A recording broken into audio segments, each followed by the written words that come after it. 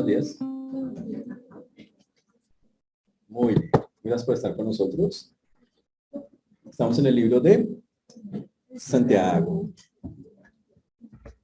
Estamos en el libro de Santiago y hasta ahora lo que hemos venido hablando es que Santiago nos está enseñando sobre las pruebas de la vida.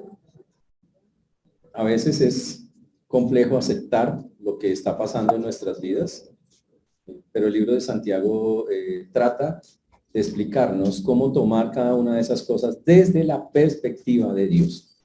El problema de nosotros es que cuando uno toma una perspectiva humana de lo que está viviendo, se echa la pena. No hay salida en eso. Uno siempre en cada circunstancia tiene que mirar, llegar a ver las cosas desde la perspectiva de Dios. Eso se llama en teología cosmovisión bíblica, pero para decirlo en términos humanos, es aprender a mirar las cosas como Dios las mira. Eso es todo el asunto. Cuando logramos hacer eso, wow, se convierte en una bendición muy grande. Ya dijimos que comenzamos esta carta de Santiago. Están viéndola ustedes, creo que ya la están viendo. Sin ninguna duda. Esperen un segundito. Ahora sí. Estábamos diciendo que Santiago es un siervo de Dios.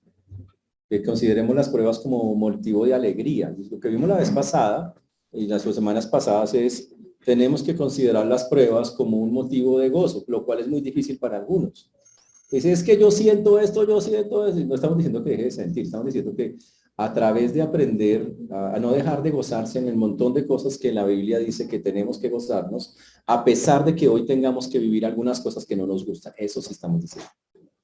Y cuando la Biblia dice que tened sumo gozo, mucho, cuando usted dice en diversas pruebas, habla que todos tenemos que vivirlas, pero que no pierda el gozo de estar en el Señor por algo que en este momento tal vez intenta tomar el control de su vida. Siga gozándose, porque si usted deja que eso tome el control, la vida se va a convertir en eso que toma el control, que es lo que veníamos diciendo ya la vez pasada. Y dijimos que en ese momento, cuando viene la prueba, el fuego de prueba, hay que ser constantes para llegar, porque la finalidad de la prueba es que lleguemos a algo que se llama integridad, a ser íntegros con Dios, completos, no perfectos, aquí no hay perfectos, pero personas que lo que necesitan de Dios lo van tomando, eso sí es lo que necesitamos y sí es lo que la Biblia pide. Y por eso dice que vamos a tener constancia para llegar a esa perfección o integridad que el Señor pide. Y hay que verlo, Dios está trabajando en mi vida. Gracias, Señor, por su trabajo. Obviamente, como nos surgen preguntas, esas preguntas tenemos que mostrar en esas preguntas, Señor, no, ¿qué hago? Normalmente cuando llegan esas cosas, usted trata de explicar el por qué siento esto, por qué me pasa esto, cuál es el otro. Y el Señor dice, ¿sabe qué? Pida a Dios sabiduría. ¿Le va a explicar todo? No. ¿Le va a tranquilizar su corazón? Sí. Algunas cosas se las dirá, otras no, pero la del Señor dice, pídala y yo no voy a escatimar para darle a usted lo que me está pidiendo, que es básicamente donde estamos en este momento, donde vamos a llegar. Pero hoy hay algo que se opone a poder aceptar la sabiduría de Dios, que es lo que vamos a ver hoy, y es la duda. Y eso es terrible. Para uno caer en este asunto de la duda, wow, es supremamente sencillo. Vamos a ver lo fácil que es caer en la duda con Dios, que eso es y que eso conduce a otras cosas muy duras y muy terribles en nuestra vida. Vamos a orar para comenzar. Señor Dios, te damos gracias por esta mañana, gracias por mis hermanos, gracias porque la iglesia, Señor, está aquí, reunida para escucharte. Háblanos a nuestro corazón, ayúdanos a tener los corazones dispuestos. Ayúdanos, Señor, a expresar con claridad, Señor, lo que tú escribiste y a que podamos, Señor, tomarlo para hacer cambios en nuestra vida. A ti la gloria, la honra, la alabanza damos, Señor, en este día. Limpia nuestra mente, perdónanos por pensamientos, palabras o acciones que no te han glorificado y ayúdanos, Señor, a tener ese corazón dispuesto para recibir con humildad tu palabra. Ten misericordia de todos los que nos escuchan y de tu siervo quien habla en Cristo Jesús. Amén. Amén. La duda. Hoy vamos a estar hablando de lo terrible que es tener esas dudas. Obviamente, ¿qué es lo opuesto a la duda? La confianza, que en la Biblia se llama fe. ¿Ok? Lo opuesto a la duda es la confianza, que en la Biblia tiene por nombre fe. Ahora, ¿cómo vamos a mirar eso? Bueno, mirando Santiago capítulo 1, por favor, vamos allá al texto. Ubico acá, señores. Santiago capítulo 1. Ya voy. Es el texto que vamos a estar mirando. Ya vimos los primeros 4 o 5 versículos, hemos estado trabajando en ellos. Ahí vamos. Y dijimos en el versículo número 4, dice, mas tenga la paciencia su obra completa para que seáis perfectos y cabales sin que os falte cosa alguna, que fue lo que vimos la vez pasada. Y estábamos hablando que Dios colocara en nosotros lo que necesitamos. Y para eso, pídale a Dios sabiduría, porque a todos nosotros nos falta. Todos tenemos momentos complejos en la vida. Y como estamos hablando de las pruebas llegan cuando usted menos se las espera. Le dice, ¿y cuándo comienzan? En todas las edades las tienen. Los niños tienen pruebas, los jóvenes, los adolescentes, los solteros, los casados, los divorciados, todos tienen pruebas. Nadie está exento de ellas. El punto es cómo las tomamos, que básicamente es lo que nos trata de enseñar Santiago. Y como no sabemos, el Señor dice, pídame sabiduría, ¿ok? Y Dios no va a ser mezquino para no darnos lo que necesitamos para ese momento específico de la vida. Y es una orden. Como está escrito, dice, pídala. Si usted está viviendo algo hoy y no está saliendo de eso, yo le pregunto, ¿ya le pidió a Dios sabiduría? Porque ahí dice de una manera enfática, pídala, es una orden, es algo que tenemos que hacer. Pídala, es un mandato si lo quiere ver así, pero pídala. Y obviamente creo que hasta ahí vamos bien, todos podemos pedirla y el Señor dice, y lo que debemos esperar no es un reproche de Dios, es el colmo que usted con tantos años de cristiano, no, lo que Dios, un Dios amoroso como el que tenemos va a responder sin reservas, sin reproches. Pero hay una condición para recibirlo, que es la que hoy nos dice acá el texto, versículo 6, pero pida con fe, no dudando nada. Porque el que duda es semejante a la onda del mar que es arrastrada por el viento y echada de una parte a otra. No piense pues quien tal haga que recibirá cosa alguna del Señor. El hombre de doble ánimo es inconstante en todos sus caminos. La duda viene desde Génesis, o sea, eso es algo que es. Si algo Satanás sabe hacer es sembrar dudas en los corazones, incluso de los creyentes. Si uno quiere caer en algo, dude de Dios. Es sencillo, la persona le dice, Dios no lo puede ayudar a usted en esto. Dice, tengo este problema y Satanás le dice, pero Dios no lo puede usted sacar de eso. Mire lo que usted está sintiendo. Y como vivimos tan emocionales, usted no puede salir de eso, imagínense. Y de pronto, uno sin darnos cuenta, eso nos controla. Y creemos que no hay salida. Y en ese momento, cuando llegamos a ese punto donde creemos que Dios no puede hacer algo, ya estamos dudando de Dios. Eso es algo tremendo. Ahora, estamos hablando con los jóvenes adultos, un tema súper interesante. ¿Cuántos están aquí en jóvenes adultos? Lástima, ustedes no están en jóvenes adultos. Bueno, lástima. Siento que ustedes aquí, algunos ya no están en jóvenes adultos. Pero estamos hablando del eterno peso de gloria. Estamos hablando de que cuando una persona es llamada por Dios, es llamada a la salvación, cuando la persona se mete con Dios, recibe a Cristo, debe aprender lo que sigue en su vida es, ¿qué sigue para mi vida? Preguntarle a Dios, Señor, ¿qué quieres que yo haga? Pero obviamente inmediatamente viene la oposición. Vienen problemas, cosas, pruebas. Y la vida cristiana se convierte para algunos en una carga. Pero estábamos hablando que Dios en su infinita misericordia dice que Él coloca sobre nosotros un eterno peso de gloria. Y uno piensa que el peso es malo, no. Hay cosas que tenemos que reconocer y la Biblia, Pablo, Pedro, Moisés, todo el mundo reconoció, somos débiles, como seres humanos sufrimos un montón de cosas, usted lo experimenta físicamente, lo experimenta emocionalmente, uno se experimenta diciendo no puedo, esto me queda grande, esto es muy, eso todo lo vivimos. Pero los que estamos en Cristo, el Señor promete colocar, ir de gloria en gloria y colocar en nosotros el eterno peso de gloria, algo que es celestial.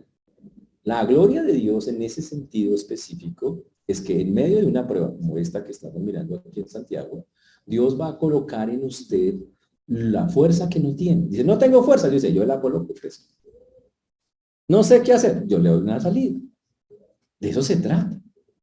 Pero cuando yo en mi mente humana, carnal, decido, no hay salida, me cierro a la solución que Dios me da. El pecado se llama incredulidad. Señores, Dios ha sacado adelante a miles de millones, bueno, sí, a millones de personas a lo largo de la historia, sin ninguna teoría humana, hasta el sol de hoy. La evidencia de eso es que las ciencias humanas solo se desarrollan a partir de 1910 en adelante. Antes de eso, las personas jamás necesitaron de teorías humanas para solucionar sus conflictos, sus pruebas, sus cosas. Jamás las necesitaron. ¿Por qué? Porque Dios, su palabra, las herramientas que Él daba, el peso eterno de gloria, eran suficientes. Ahora el asunto es, tengo que asimilarlos. ¿Cómo lo asimilo? Creyéndole. Cuando el texto aquí en Santiago nos insta o nos lleva a la palabra, a lo que se llama dudar, Él pide, el Señor dice, tengo disponible para ustedes lo que necesitan para este momento específico de su vida. Dentro de 2 años no lo necesitarán, no importa. Será otro reto. A ese día te daré lo que necesitas para ese momento. ¿Pero qué es? Él dice, necesito que tengas algo que se llama fe. Wow. Pero tenemos una generación de cristianos que dudan que Dios les dé lo que necesitan y justifican su duda de cientos de formas o de maneras. Y eso es complicado. A veces las personas dicen, es que yo por haber sido como fui, yo no me merezco que Dios... ¿Quién se merece? Nadie. Y aún así Dios nos da. Otros piensan que sus necesidades no merecen la atención de Dios.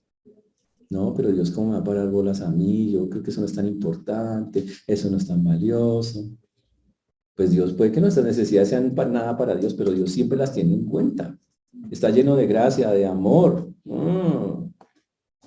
Otros se ponen a pelear con Dios. Wow, porque dicen que no es justo que sufran calamidades o que sufran pruebas o cosas. Y por ahí no es, por ahí no funcionan. Y al hacer todo eso, estamos dudando de Dios, dudando del Señor.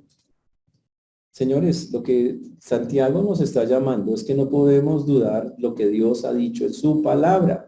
No podemos dudar, Dios no son simplemente palabras, el Señor son capacidades, son fuerzas que no tenemos, son todas aquellas cosas que nos hacen falta. Dios y su palabra son todo eso y las adquirimos a través de la Biblia y de creerle. ¿Por qué creo que Dios regresará? Pues porque me lo aprendí en la Biblia y Él lo grabó en mi corazón, yo lo creo.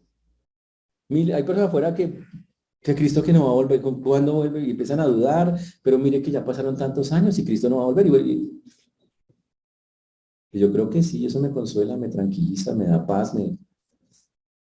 Si así fuéramos para todas las cosas, uy, sería interesante. Lo mismo pasa con cualquier pecado que tengamos. Piensa en un pecado que usted ha superado. ¿Por qué lo superó estando en el Señor? ¿Cómo lo superó? Porque usted se convenció en Dios, en su corazón quedó grabado, no, eso es así, ya, y nadie lo saca a usted de ahí. Y nadie lo saca a usted de que eso es lo que toca hacer, que eso es lo que dice Dios. Usted lo cree así, todo el mundo diga que no, ¿cierto? De eso se trata. Uy, ¿cómo así? Tenemos un invitado especial en inglés, fantástico, muy bien. La Biblia dice, señores, que sin fe es imposible agradar a Dios. Y yo sé que somos débiles y que el fe nos cuesta tener confianza. Pero la verdad hay que pensar, y aquí es donde pido que ustedes razonen lo que el Señor nos dice al respecto. ¿Por qué dudamos de la única persona que nunca nos ha fallado? Todos los que están a nuestro alrededor, seguro en una u otra forma nos han fallado. O nos han decepcionado. ¿Cuándo Dios lo ha hecho? Y la respuesta es nunca. ¿Por qué dudo del que nunca ha fallado? Con él sí puedo usar la palabra nunca. Con él sí puedo usar la palabra siempre, que siempre ha estado. Entonces, es algo loco, pero pasa en el ser humano. Nosotros confiamos en personas, en cosas, en circunstancias, pero en Dios, al cielo, uy.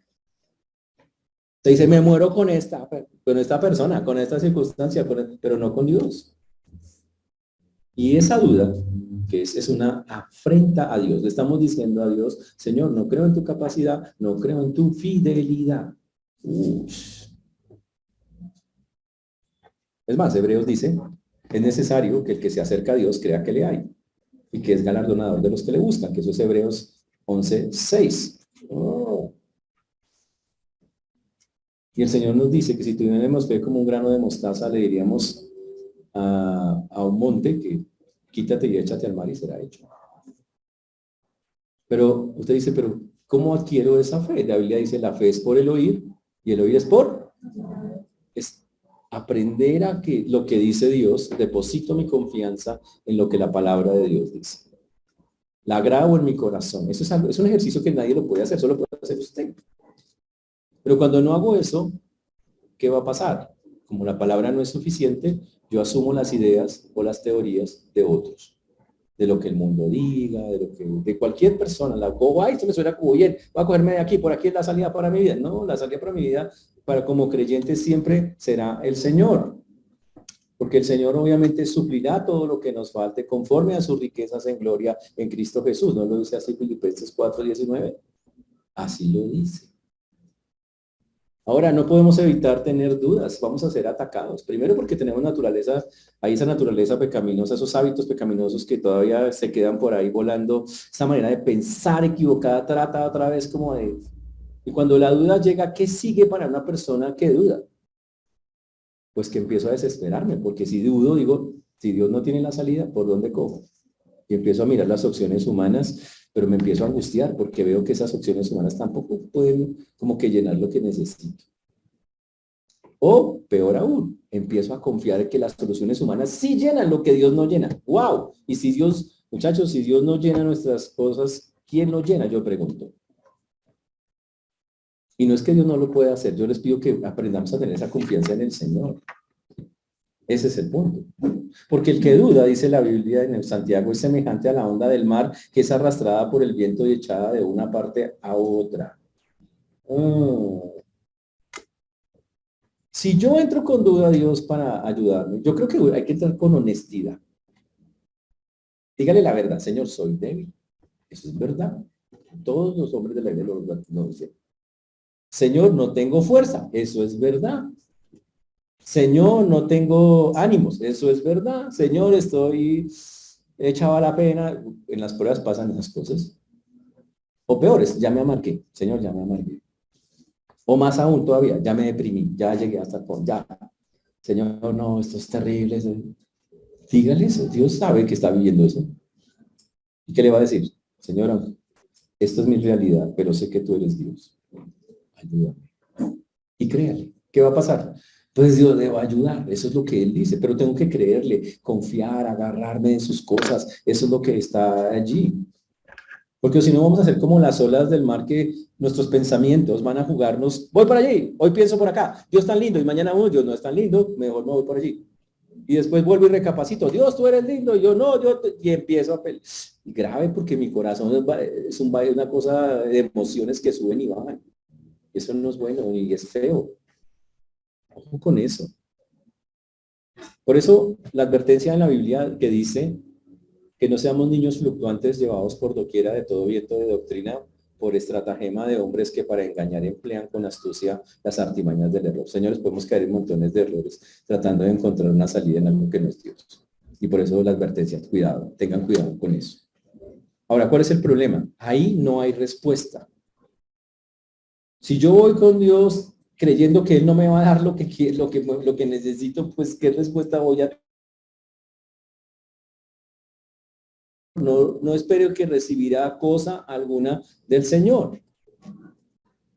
Y yo sé que es fuerte. ¿Hasta cuando se acuerdan en el libro de Reyes? Lo mismo con Josué y con Reyes. En los dos, Josué le dijo que escogieran a quién iban a servir. Porque el pueblo decía, me voy por este lado, no, me voy por el otro. En el libro de Reyes también ocurrió exactamente lo mismo. Eso es en Primera de Reyes 18:21. Es un texto muy interesante. Primera de Reyes 18:21. Que dice, ¿hasta cuándo claudicaréis vosotros entre dos pensamientos? Si Jehová es Dios, Seguidle. Ya. Y si Baal, pues vaya con Baal, hágale. Pero decídanse. Señores, lo que estoy diciendo, lo que dice la palabra es, tenemos que morirnos con el Señor. Yo me muero con Él. Es verdad. A pesar de mis tremendas y gigantes dudas, que Él conoce, porque todas se las digo, Señor, esto me cuesta, esto no me gusta, esto tal cosa, pero ¿sabes qué? De todas maneras, yo voy a morir contigo. Y así es que tiene que ser. ¿Por qué? Porque simple y llanamente eres Dios, porque le creo. Y obvio, todavía hay cosas donde tengo que pelear y lucharlas, pero al final, wow, tengo que tomar una línea. El peligro de tomar líneas equivocadas es que obviamente nos llevan a más dolor y más tristeza. Por eso tenemos que aprender, cerrarnos a la confianza plena en el Señor. Por eso el Señor pedía, tome una posición, incluso en Apocalipsis, cuando uno mira, el Señor le habla a la iglesia de la Odisea, le dice en Apocalipsis 3:16, no tienen que ir, yo les cuento, dice, por cuanto eres tibio y no frío ni caliente, te vomitaré de mi boca. Defínanse, ¿como qué lado están? Váyanse con el Señor. Oigan, no, ¿sabe qué, Señor? No estoy contigo.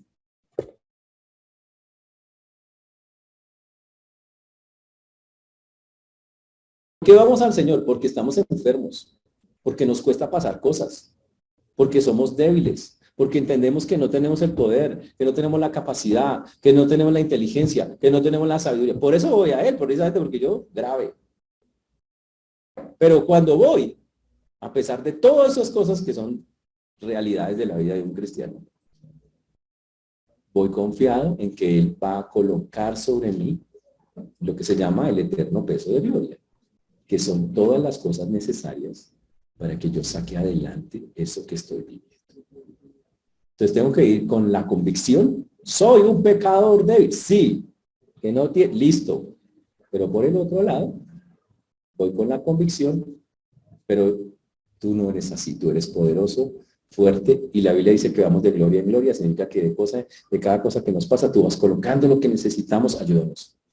Y eso lo obtengo a través de una relación seria con la palabra de Dios.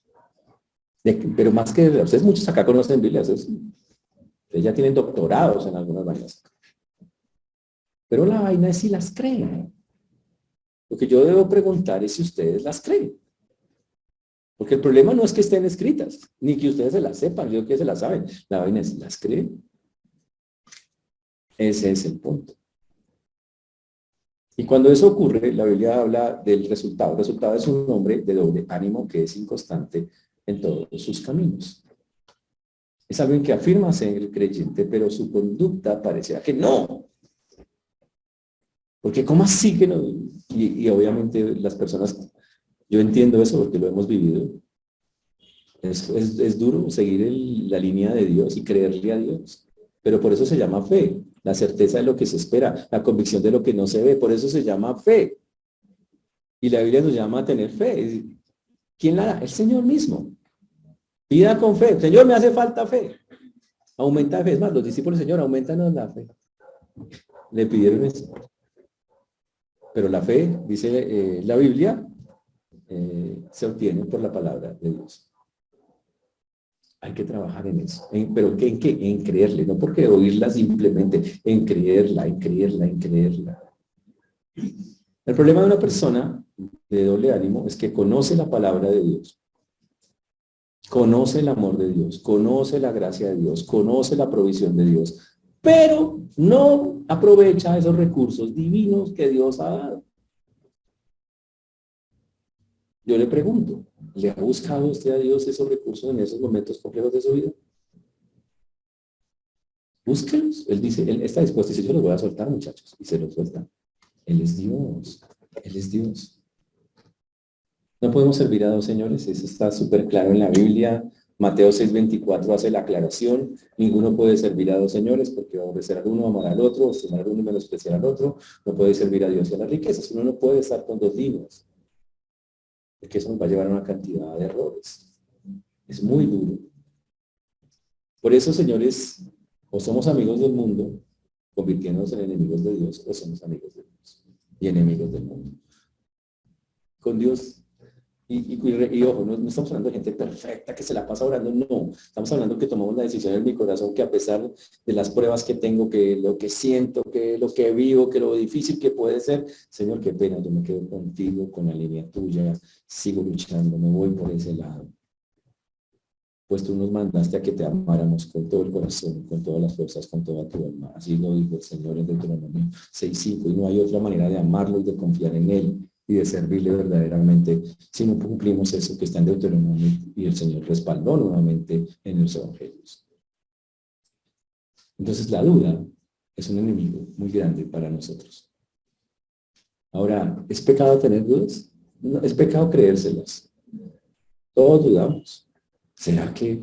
Y puede que por un momento, a veces dudamos, reaccionamos rápido. Decimos, uy, no, ¿yo por qué pienso así? Y rápidamente usted, pero otras veces se queda pegada a la aguja.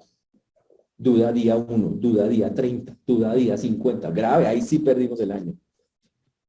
Ahí se convirtió en algo pecaminoso porque recuerden que eso va tomando el control de la vida. Más que yo siento que la vida se está cerrando y no le creo a Dios, la vida se pareciera cerrarse más. Un día pensando que la vida es difícil, sin meter a Dios. 2 días pensando, ya es más grande, sin meter a Dios. 1 mes pensando sin meter a Dios. Ya, hermano, ya se vuelve insoportable la vida. Lo que hace la diferencia es meter al Señor. Hay que meterlo a Dios en la ecuación, ese es el punto. Y yo los animo a que metamos a Dios en la ecuación. Y lo metemos a través de la fe, de creerle. Yo lo repito, ustedes ya lo saben. Ustedes saben suficiente Biblia. El problema, igual que yo, es que hay algunas cosas que todavía no le creemos. Yo les animo a que le creamos. Ese es el punto. Y así, pues, Santiago básicamente nos está hablando de lo mismo. Creámosle al Señor. Tengamos fe. Y no habla de que, uy, qué fe tan impresionante, porque imagínense, si tuviéramos fe como un grano de mostaza, un monte se echa al mar. O sea que es una más chiquita todavía, porque nadie tiene esa fe así de grande. Que es la del grano de mostaza. O sea que con muy poquito. Convenzámonos, avancemos. De eso se trata. De la verdad, de eso se trata. Ahora, ese sería el primer punto. El segundo punto de Santiago está allí en el versículo 9. El hermano que es de humilde condición, gloriece en su exaltación, pero el que es rico en su humillación, porque él pasará como la flor de la hierba, porque cuando sale el sol con calor abrasador, la hierba se seca, su flor se cae y perece su hermosura, su hermosa apariencia. Así también se marchitará el rico en todas sus empresas. Santiago ahora habla de 2 clases de personas: el hermano que tiene una humilde condición, o sea, el pobre. Y después va a hablar del rico. Ya habla de los dos y va a entrar a un punto de comparación. Pero volvemos al punto. Está hablando que tanto el rico como el pobre van a tener diferentes clases de pruebas. Pero al final hay un solo resultado, que es el que Dios busca en medio de las circunstancias. Para eso, tanto el rico como el pobre tienen que buscar la perspectiva de Dios. El secreto de que la mente no se le contamine a uno, señores, y hay que trabajar en eso, es que usted siempre le pida a Dios, ¿qué piensas tú de esto? Que, Señor, que tal cosa, que pregúntele, ¿qué piensas tú, Señor? ¿Qué es lo que tú piensas? Muchas veces usted escucha lo que piensa el internet, lo que piensa el vecino, el abuelito, el mundo, pero nunca le pregunta, ¿y qué piensas tú? Al final la única posición que vale es ¿qué piensa él? Y a veces esa es la que nunca busco. O la última que busco. O a veces la busco y la escucho y digo, no me convenciste, Dios. Tus argumentos no son suficientemente poderosos para, entonces no, yo creo que no sigo esa línea. Wow, ahí sí que grave. Entonces, ese es el problema. Comienza con la persona de humilde condición, el pobre. La mayoría de los creyentes judíos de la época de Santiago eran pobres porque por ser cristianos les habían quitado sus cosas. Eran discriminados en las sociedades donde vivían. Cristiano, aquí no hay trabajo para usted. Grave. Y muchos servicios le eran negados por ser creyente. Fuera eso, sus familias los habían exiliado, los habían echado. Usted ya no es familia, ¿me sabe qué? Lo desheredo, y así como dice hoy algunas bellas todos rabiosos, lo desheredo, la misma vaina, desheredaron a esos muchachos. Y por lo tanto, dependían muchísimo de vivir en comunidades y de sostenerse unos con otros. Y obviamente eran personas de humilde condición, o sea, pobres, pero con sentimiento. Pero el texto dice que el hermano de humilde condición, ¿cuál es la perspectiva bíblica? Dice, gloríese en su exaltación. Uy, ¿cómo así? Interesante. La palabra gloriarse ahí, en su exaltación, es jactarse en su exaltación. Uy. ¿Y en qué se puede jactar un pobre? Usted dice, pero ¿cómo así? Si la está pasando mal, ¿en qué puede como decir qué chévere? ¿En cómo se va a sentir bien en algo?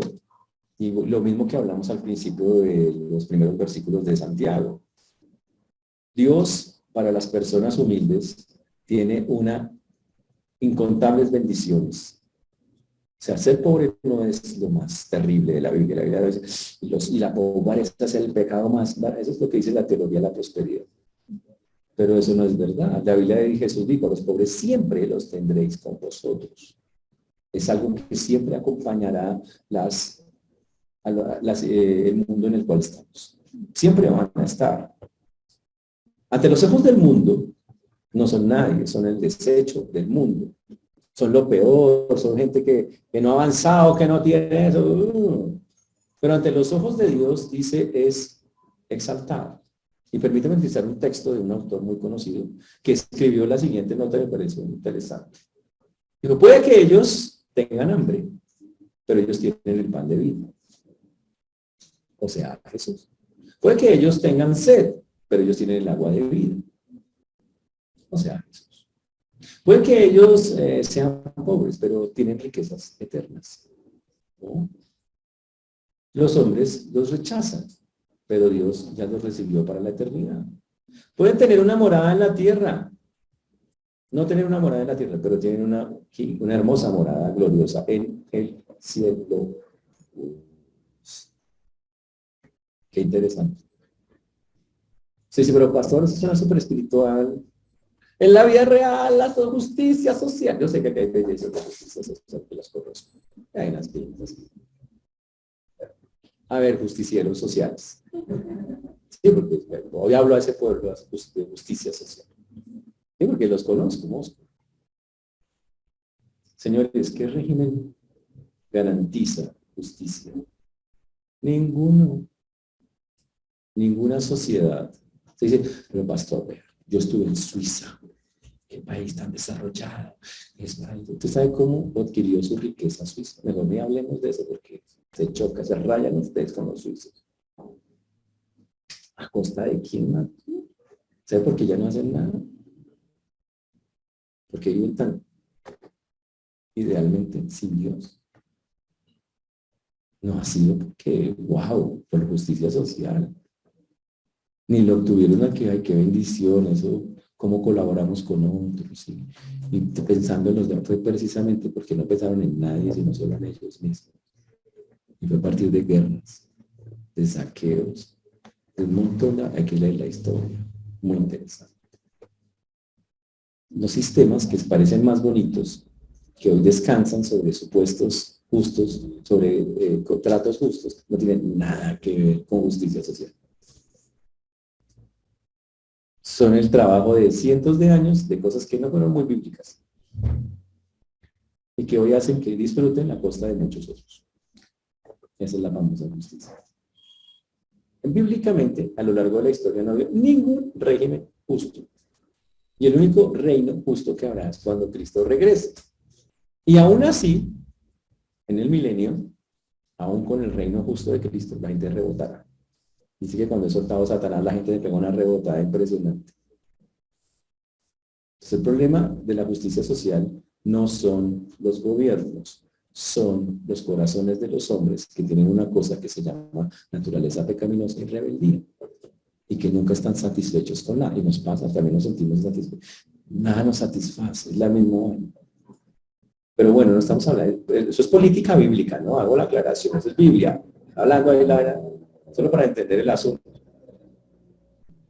El creyente, y es aquí donde viene la parte interesante, algunos creyentes Dios permite que pasen por escasez económica.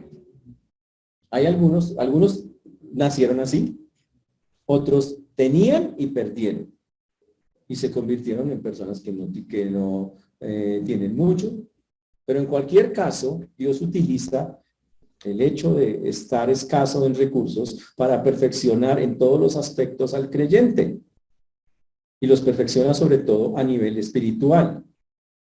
Y eso es mucho más valioso que lo que hayan perdido, deseado o con lo que, perdido o deseado. Es mucho más valioso. Pero a veces, obviamente, no lo vemos así o no lo entendemos de esa manera. Y obviamente, aunque ahorita haya escasez temporal, va a haber un futuro donde no va a faltarnos absolutamente nada. Por eso, vuelvo y repito, siempre con las cosas que nos pasan hay dos formas de tomarlas. O una perspectiva bíblica o una perspectiva humana. Desde la perspectiva humana, rechazamos rotundamente que la pobreza, por eso pega tanto la teología de la prosperidad, porque promete algo que la Biblia no dice. Promete que todos van a ser, todo el que esté en el Señor, Dios lo va a bendecir porque somos hijos del Rey de Reyes y Señor de Señores, porque Dios nos puso por cabeza y no por cola, porque bueno, y todas esas historias que están en esas cosas. Pero eso es lo que dice la Biblia. Dios va a permitir a cada persona, a cada familia, que viva ciertas cosas conforme lo que necesite. Esta parte es parte dentro del plan perfecto de Dios. ¿Por qué? Pues porque somos sus hijos. Eso es para el pobre. Ahora, después dice, primero habla de humilde condición, pero dice, pero el que es rico, dice, en su humillación. Interesante. Si una persona tiene riquezas materiales, muchas bendiciones, debe gozarse cuando llegan las pruebas. ¿Por qué? Ahora le habla al rico, dice, porque cuando lleguen las pruebas, usted se va a dar cuenta de lo transitorio que son las cosas materiales. Se va a dar cuenta que todo eso que tiene, de verdad no tiene valor. Por eso no es un asunto de ser pobre o rico, es de la actitud que tengo hacia esa condición. Y no quiere decir que el pobre siempre va a ser pobre, ¿ok? Una persona dice, bueno, voy a trabajar, a ser listo, y puede obviamente mejorar. Y depende mucho de las condiciones de su país y de las cosas donde vive, hay un montón de vainas. Pero ahí el asunto es, mi actitud no puede cambiar con Dios. Ahora, si soy rico y me llegan un montón de pruebas, la Biblia dice, gócese cuando lleguen, porque le van a enseñar que todo lo que usted tiene no vale nada, que lo que tiene es como la flor de la hierba y esa flor pasa. Así de sencillo. Que toda la gloria del hombre es como la flor de la hierba se seca y la flor se cae. Significa es algo momentáneo, pasajero, no tiene mayor trascendencia y por eso puede usted tomar la vida diciendo, sea que haya dinero o no haya dinero, listo. Y la persona que tiene medios o que tiene riqueza, si lo sabe hacer bien, sabe que la riqueza misma no es lo principal, no es una persona centrada en esas cosas. Por eso dice el texto acá, cuando sale el sol, con el calor abrasador, la hierba se seca, su flor se cae y perece su hermosa apariencia. Dice, eso se quita, eso se va. Eso es solo una apariencia mostrada a través de las flores y la hierba que estaba en Israel, ¿no? ¿Cómo son las flores en Israel? ¿Qué pasa? Pues florecen en febrero y se marchitan antes de mayo. No dura nada. Algo que se tiene y después ya no se tiene. Entonces, la pérdida de cosas para el rico tiene el propósito de perfeccionarlo espiritualmente y en ese punto los ricos y los pobres son exactamente iguales.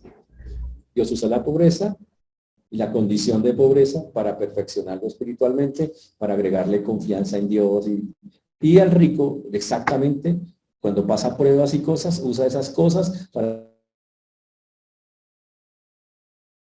pobres y ricos son iguales. Las pruebas producen el mismo resultado, sea que sea una persona pobre o una rica. El mundo piensa diferente, dice, ay, los ricos que van a pasarla mal, mientras uno tenga plata y cosas, sí la van a pasar mal. Si es un creyente, claro que la va a pasar mal y va a estar sintiendo cosas, lo mismo que siente el otro. Y en ese sentido los dos van a recibir lo mismo. Dios va a alimentarlos espiritualmente y va a colocar en ellos lo que es necesario para su crecimiento espiritual. Dicho de otra manera, y ahí es donde aparece la fe, porque el texto está hablando de la fe. La fe en Cristo suple las necesidades tanto del rico como del pobre. Entonces, si un pobre está pasando por un momento complicado, deposite su confianza en Dios y Dios algo hará. No estamos hablando que le da plaza, carro y beca, está hablando de que va a tranquilizar su alma, le va a dar paz, le va a decir, listo, Dios, tienes un plan perfecto con esto. Ese es el asunto. Pero si le llega a pasar a un rico, también él va a entender, Dios, tú tienes un plan con esto, algo me hace falta, tal vez estoy pegado de estas cosas, ya sé que no vale. Y él aprende también la lección, los dos son perfeccionados. Ahora, estamos hablando hoy mucho de perspectiva bíblica con respecto a perspectiva humana. A veces el creyente, y pasa en la Biblia, se toca porque ve a un malo, bueno, a una persona que tiene dinero, y dice, pues ese no es tan creyente como yo vengo más a la iglesia, yo oro más, yo como que, y siente un pecado que se llama envidia. Ahora, ¿cuál debe ser la actitud o perspectiva de Dios? ¿Qué debemos hacer cuando veamos a un rico? Pedirle plata, no, hermana, eso no se hace. No, ¿sabe qué? Si es creyente, decirle, hermano, pues el Señor te siga bendiciendo, y debe ser de corazón, ¿no? Pido al Señor sabiduría para que administre bien eso. Porque por alguna buena razón Dios te está dando eso. Qué bendición. El Señor te siga dando, y tú pudieras seguir mostrando el amor del Señor en tu vida cómo manejas eso. Y hay que orar por él. Ahora, si está manejando mal las cosas, no es para decir que usted, todos esos privilegios que tiene y usted toda esa cara, no es la manera.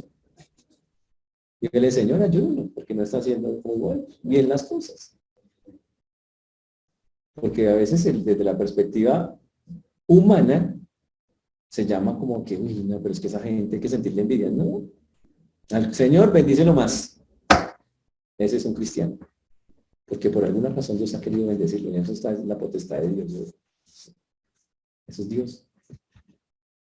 Y ese sí debería ser nuestra perspectiva cuando vemos a un rico. ¿Ok? Cuando está allí en eso. Ahora, cuando relaciona a un pobre. Señor, ayúdalo. Lo mismo, oramos, Señor, ayúdalo.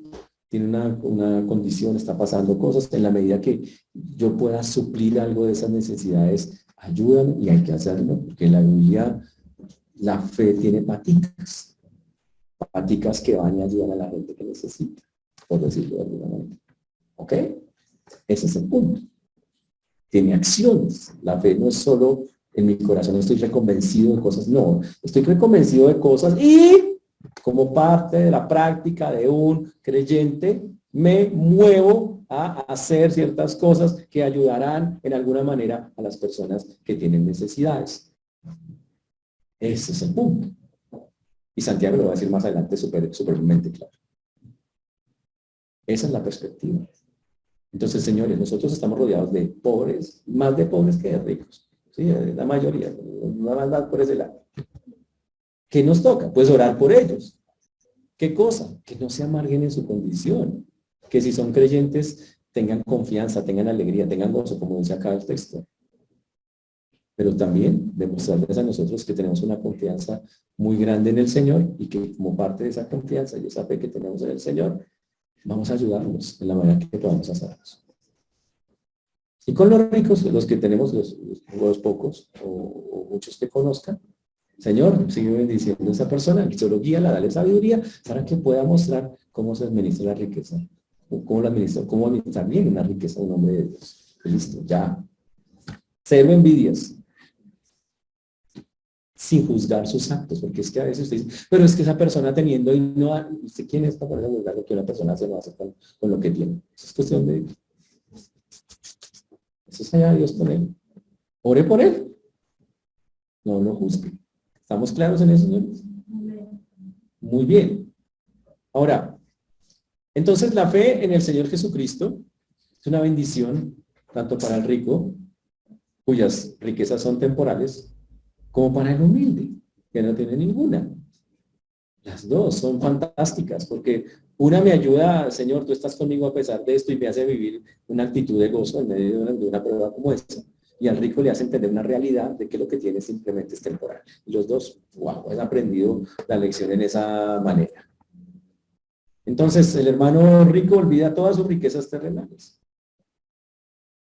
Ese es el punto, es decir, esto es terrenal, o sea, lo entiende y ahí sí que un rico puede decir, esto, es que hay muchos que dicen, es que esto es de Dios.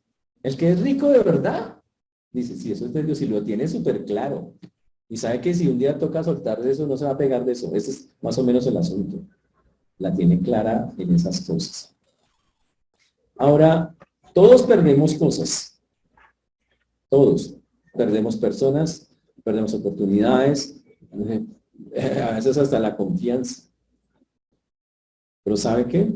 Cuando pasamos por las pruebas, Dios quiere que a través de ellas, y aquí está mostrado en el texto, todos aprendamos a depender de Dios. Y aquí viene la pregunta cruel de esta manera.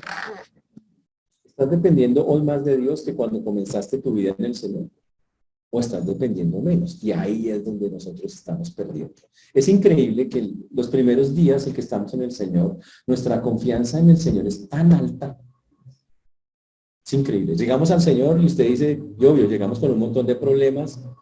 Decía, no puedo salir de esto. Muchos se sentían que estaban sin salida. ¿Y qué hizo el Señor? Nos sacó. Y experimentó usted una paz y su confianza en Dios fantástica. Pero con el paso de los días, en lugar de mejorar, empeoró. Y su confianza en Dios empezó en caída. Cuando empezó tan chévere, y ahora es que empezó así.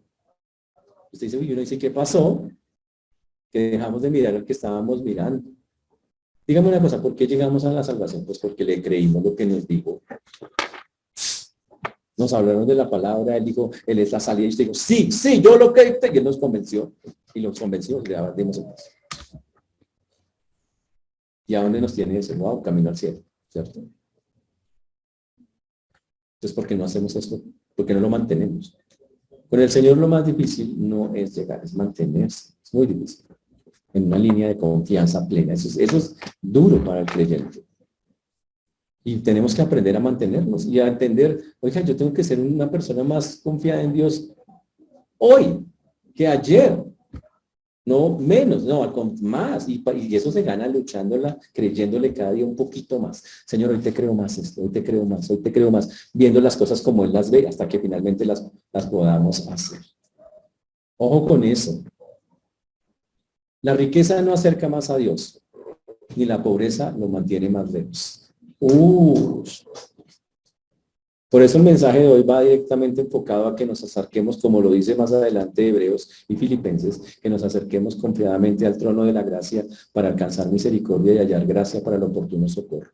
El Señor ofrece su gracia, su amor para cualquier circunstancia. Y yo quiero retarlos como creyentes a que tomen la opción de Dios en medio de sus pruebas. A que lleguemos a la madurez, que básicamente es un asunto de madurez, donde aprendamos. Listo, me duele, ya les dije la vez pasada, y si me duele, pues llore. Y puedo llorar con sentimientos, hágale. Y con sentimiento, hágale. No hay ningún problema. Somos humanos y tenemos que soltar, que puede hacerlo. Pero una vez llore un poquito, descanso, diga, Señor, aquí estoy.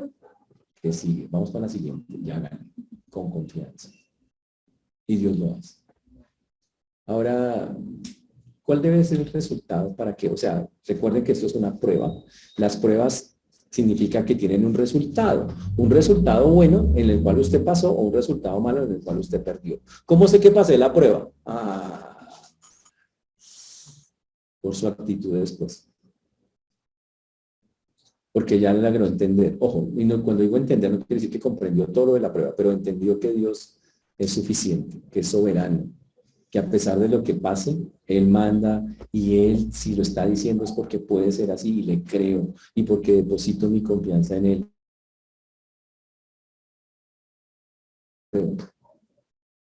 Y como creyentes estamos llamados a pasarlo. Tenemos todo para pasarlo.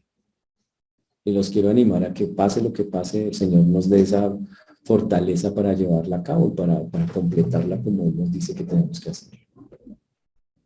Ahora, y dice, si es muy grande la prueba, ¿sabe qué? Dígame qué prueba le queda grande a Dios. Ninguna. Y déjeme terminar diciendo esto que es una realidad en la vida de nosotros. Dígame una cosa de corazón. Dios, ¿ustedes han tenido victorias con el Señor? ¿Cuántas? Muchas.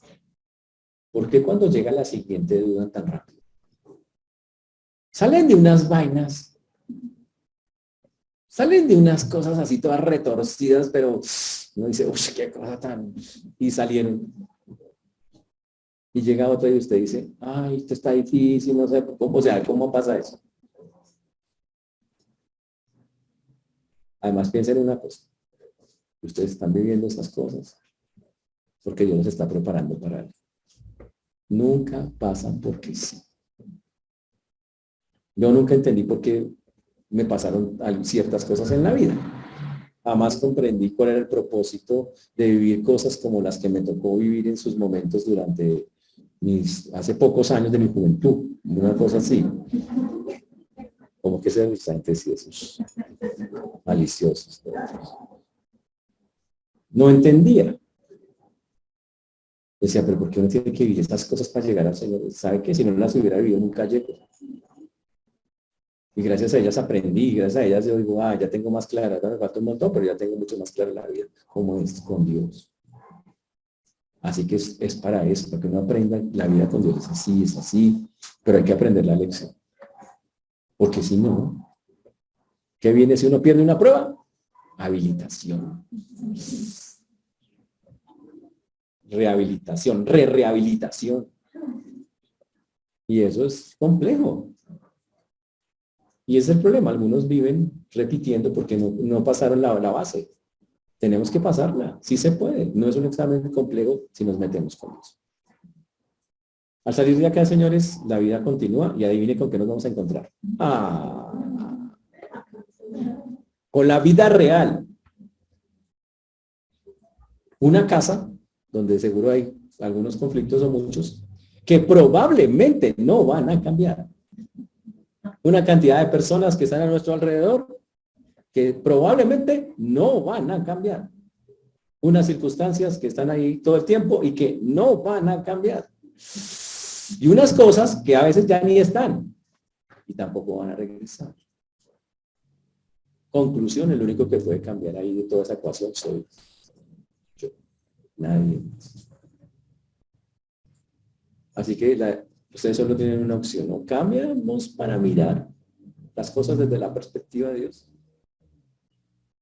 O miramos las cosas como la vida nos las va mostrando y a sufrir, porque no hay de otra manera. Que el Señor nos ayude, hermanos. Y el punto es este al final. Cuando aprendo a mirar las cosas desde la perspectiva de Dios, ya no me quedo. Pero gracias, Señor. Me duele, pero gracias. Estás cumpliendo tu plan, estás colocando algo, gracias. Y un día, ya después usted, muy tranquilito, a veces pasa un tiempo, porque eso a veces toma su tiempo, usted puede decir, ¿sabes qué? El Señor es bueno, hizo esto en mi vida. Así es como funciona. Eso ya son los testimonios que ya se sacan después de haberlo vivido. Señores, queda en sus manos el cómo tomar la vida. Y Santiago quiere que aprendamos a mirarlas, que todos tenemos pruebas desde la perspectiva de Dios. Que el Señor nos ayude, hermanos. Vamos a ponernos de pie y vamos a orar.